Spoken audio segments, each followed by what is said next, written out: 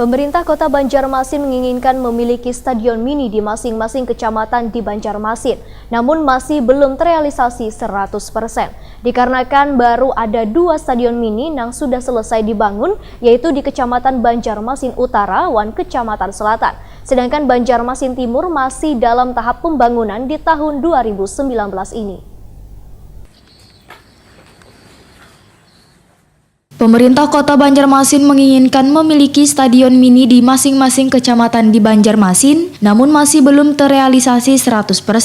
Dikarenakan baru ada 2 stadion mini yang sudah selesai dibangun, yaitu di Kecamatan Banjarmasin Utara dan Kecamatan Selatan. Sedangkan Banjarmasin Timur masih dalam tahap pembangunan di tahun 2019 ini. Untuk Kecamatan Banjarmasin Barat dan Kecamatan Banjarmasin Tengah, masih belum ada pencanangan pembangunan stadion mini tersebut. Wali Kota Banjarmasin Ibnu Sinawaya ditakuni Prima TV jelang tengah hari Senin 13 Mei 2019 memadahkan belum adanya pencanangan pembangunan stadion mini di 2 kecamatan tersebut karena kesulitan mencari lahan. Walaupun di Banjarmasin Tengah sudah memiliki stadion 17 Mei, namun stadion tersebut milik Pemprov Kalimantan Selatan. Sedangkan pemerintah kota berkeinginan bisa memiliki stadion mini di masing-masing kecamatan. Namun Ibnu Sina bersyukur karena 3 stadion mini di 3 kecamatan sudah selesai dibangun, dan berharap 5 stadion mini bisa hadir di 5 kecamatan di Banjarmasin.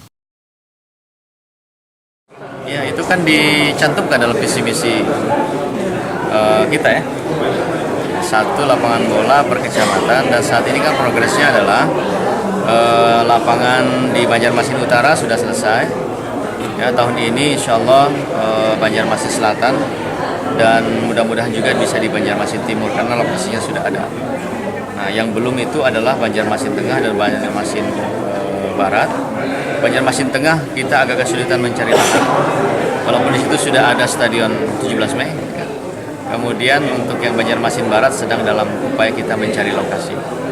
Insya Allah paling tidak 3 kecamatan sudah ada fasilitas untuk lapangan bola sebagaimana janji kami.